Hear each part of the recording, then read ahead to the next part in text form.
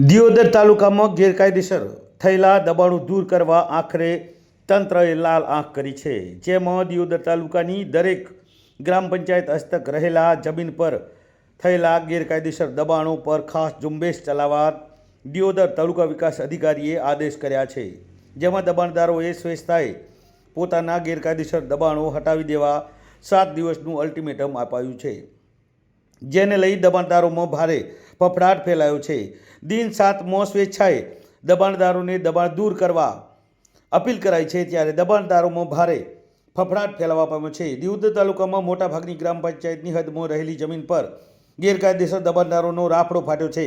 સરકારશ્રીની ગૌચર અને ખરાબાની તેમજ ગ્રામ પંચાયત હસ્તક રહેલી જમીન પર દબાણદારોએ કબજો જમાવ્યો છે, તેને તાત્કાલિક દૂર કરવામાં આવશે।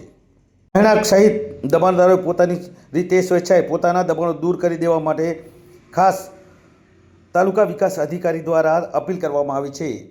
પંચાયત ધારા કલમ હેઠળ દબાણ દૂર કરવાની કાર્યવાહી કરવામાં આવશે। જોકે દિયોદરની તંત્રની લાલ આંખથી દબાણદારોમાં ભારે ફફડાટ ફેલાવા પામ્યો છે।